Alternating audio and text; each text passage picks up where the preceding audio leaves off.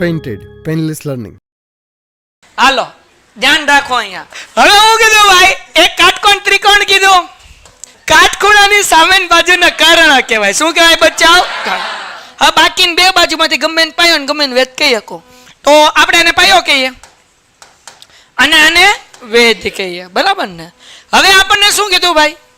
એક કાટકોણ ત્રિકોણમાં ત્રિકોણનો વેધ તેના પાયા કરતા 7 વધારે છે. 7 નાનો છે. કોના કરતા? પાયા કરતા. તો પાયા બરાબર ધારવું પડે. મેં તમને શીખવાડ્યું કરતાની આગળ હોય એના બરાબર ધારવાનું. તો ધારી લઈએ. ધારો કે ભાઈ પાયો બરાબર x છે, બરાબર? તો હવે હું કીધું ત્રિકોણનો વેધ એટલે વેધ બરાબર પાયા કરતા એટલે x 7 નાનો એટલે -7. કોઈને કઈ ડાઉટ? વેઇટ સ્કીપ નહીં કરતા. તમારા ફાયદાની વાત છે. ધોરણ 10 ની અંદર આવ્યા છો, બોર્ડની પરીક્ષા આપવાની છે, જોરદાર રિઝલ્ટ લાવવું છે, તો પેન્ટેડ એપ્લિકેશન ડાઉનલોડ કરો અને ચેમ્પિયન બેચ લોન્ચ થઈ ગઈ છે. ચેમ્પિયન વિદ્યાર્થી સાથે ભળી જાઓ. આ લાઈવ લેક્ચરની અંદર ગણિત, વિજ્ઞાન, સમાજ, ઇંગ્લિશ, ગુજરાતી બધુંય ભણાવીએ છીએ. અનમ્યુટ કરીને ઘરેથી બોલીને ડાઉટ પૂછી શકો અમારા લાઈવ લેક્ચરમાં. અને તમારે ટ્રાય કરવી છે, ખાલી 300 રૂપિયા આપીને મહિનો દિવસ ટ્રાય કરો ને પછી મજા આવે તો આગળ જોડાવો. તમે એમ કહો સાહેબ તમારું રિઝલ્ટ આ છે, મારી પાછળ રિઝલ્ટના ફોટા જોઈ લો અમારા ટોપર્સ. અને તમે ચેમ્પિયન બનવા માંગતા હો, ચેમ્પિયન બેચ સાથે જોડાઓ. Good bye.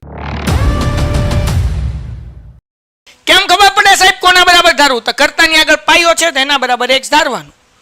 એનો વેધ એટલે વેધ બરાબર પાયા કરતા 7 નાનો, પાયો x છે એના કરતા 7 નાનો એટલે -7. પાયથા દાદાનું સૂત્ર આવડે? પાયથા દાદાનું સૂત્ર પાયથા દાદા એવું કીધું હતું 9મા ધોરણમાં, તમે શીખી ગયા કે કર્ણની લંબાઈનો વર્ગ એટલે આપણે નામ લખી નાખીએ ABC, બરાબર ને? કર્ણ આપણી આગળ છે કેટલો છે ભાઈ? 13. તો અહીંયા હું 13 લખી નાખું. પાયથા દાદાએ તમને એવું કીધું હતું કે કર્ણની લંબાઈનો વર્ગ એટલે કે AC નો વર્ગ બરાબર બાકીની બે બાજુના લંબાઈના વર્ગોનો સરવાળો. એટલે ટૂંકમાં કર્ણની લંબાઈનો વર્ગ લેવાનો, બાકીની બે બાજુ લઈ લેવાની. AB એનો સ્ક્વેર વત્તા BC એનો સ્ક્વેર. AB પેલા લ્યો કે BC પેલા લ્યો કઈ ફરક ન પડે, પણ અહીંયા કમ્પલસરી પેલા AC લેવાનું. ડન થઈ ગયું? ઓકે. AC નો વર્ગ, AC બરાબર કેટલા છે? 13. એટલે અહીંયા કરી નાખું 13 નો વર્ગ. AB વેધ કેટલો મળ્યો છે આપણને ભાઈ? x માઇનસ, તો અહીંયા આપણે લખીએ ભાઈ x -7 એનો વર્ગ વત્તા BC કેટલા છે ભાઈ? BC એટલે પાયો બરાબર શું થાય? x. અહીંયા લખી નાખું અને અહીંયા લખી નાખું x નો વર્ગ. સાદું રૂપ આપીએ 13 નો વર્ગ 169. અહીંયા ઓલું સાદું રૂપ આપવાનું કહ્યું, પેલા છેલ્લે વચ્ચે. હાલો તો પેલાનો વર્ગ એટલે x નો વર્ગ, માઇનસ છે એટલે માઇનસ, છેલ્લે હંમેશા પ્લસ થી જ નિશાની આવે. છેલ્લાનો વર્ગ 7 નો વર્ગ 49. 7 નો વર્ગ 14 નો થાય મારા બાપ, 49 થાય. હાલો વચ્ચે ત્રણેયનો ગુણાકાર એટલે 2 + 14 ગુણ્યા x એટલે 14x પ્લસ x નો વર્ગ.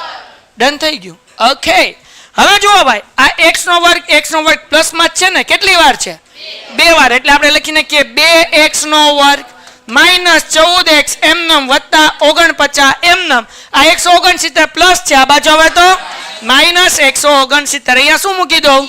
0. તેથી કરીને આપણે લખી શકીએ 2x નો વર્ગ ઓછા 14x વત્તે વચ્ચે 9 માંથી 9 જાય એટલે 0, 16 માંથી 4 જાય એટલે કેટલા? 12. અને મોટા પદની નિશાની એટલે કેની નિશાની? માઇનસની, બરાબર 0. ટૂંકમાં 169 માંથી 49 જાય એટલે એકો v વધે, મોટા પદની નિશાની. આ બેકી સંખ્યા, i બેકી સંખ્યા અને i બે સામાન્ય કાઢી નાખીએ, બે કોમન કાઢું ભાઈ. x નો વર્ગ એમ નામ 2 ના ઘડિયામાં 14 ક્યારે આવે? 2 સત્તા પાછળ x એમ નામ 2 6 12 ને પાછળ 0 થાય કે ન થાય? કારણ કે 60 દુ 120. હવે આ બે ઉડાડ દેશ કેમ? બરાબર ની આ બાજુ શું છે? 0. એટલે 2 શું થઈ ગયું? ઉડી ગયું. હવે જેમ અવયવ પાડતા હતા એમ સાહેબ કેમ અવયવ પાડતા હતા? હતા? પહેલા અને છેલ્લા પદનો. મને સમીકરણ લખાઈ દેશો એક વખત? શું મળ્યું સમીકરણ ભાઈ? x નો વર્ગ -7x ઓછા 60 ઇઝ ઇક્વલ ટુ પેલી સંખ્યા ને છેલ્લી સંખ્યાનો ગુણાકાર. તો પેલી સંખ્યા 1 સાહેબ ક્યાંથી આવ્યા તો કે x વર્ગ આગળ કાંઈ નથી એટલે કેટલા મૂક્યા 1. છેલ્લી સંખ્યા 60. 60 એકા બે સંખ્યા એવી ગુણાકાર 60 થાય પણ બાદ બાકી કેટલી થાય 7. તો 60 કોના ઘડિયામાં આવે 12 પંચા 12 માંથી 5 કાઢો એટલે કેટલા વધે 7. સિમ્પલ ને 12 પંચા 60 અને 12 માંથી 5 નીકળે એટલે 7.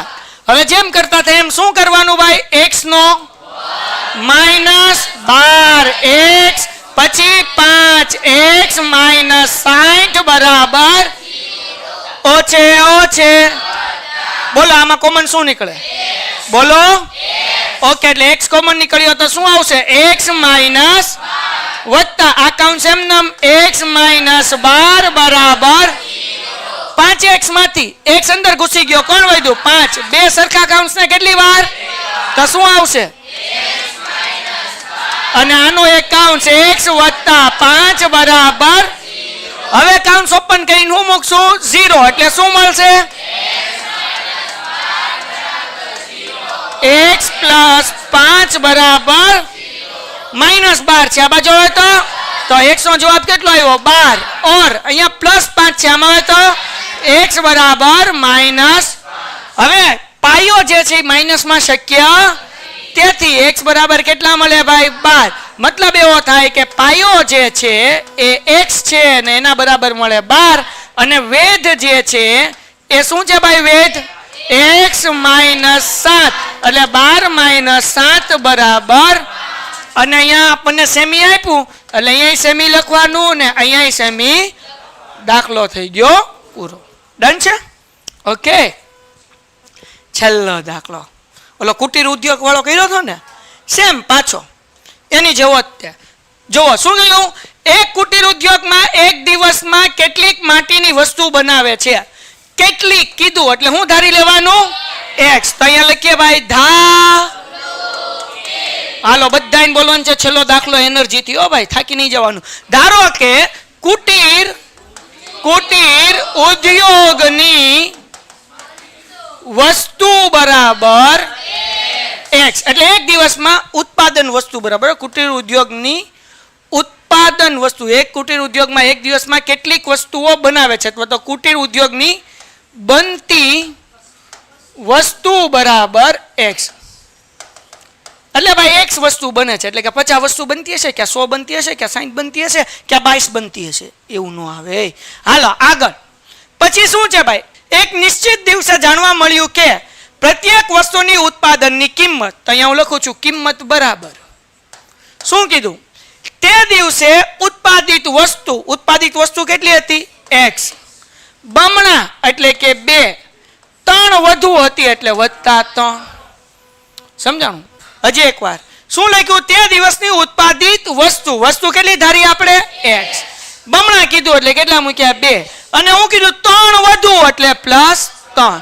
પછી જો તે દિવસનો ઉત્પાદિત ખર્ચ કેટલો હોય 90 મતલબ આ બેયનો શું કરવાનો ગુણાકાર. આપણે હમણાં જ બીજો દાખલો શીખી ગયા એટલે આ બેન ગુણાકાર કરીએ એટલે x કાઉન્સમાં 2x + 3 બરાબર 90 હોય તો ઉત્પાદિત વસ્તુની સંખ્યા અને ઉત્પાદન વસ્તુની કિંમત શોધો ગોતી લઈએ. હાલો x નો ગુણાકાર 2x સાથે 2x નો વર્ગ વત્તા x નો ગુણાકાર 3 સાથે 3x આ 90 પ્લસ છે આમાં આવે તો 90 = જાગો છો ને. હાલો હવે 2 × 90 પહેલાના છેલ્લા પદનો ગુણાકાર સમીકરણ બની ગયું અવયવ પાડીએ છીએ.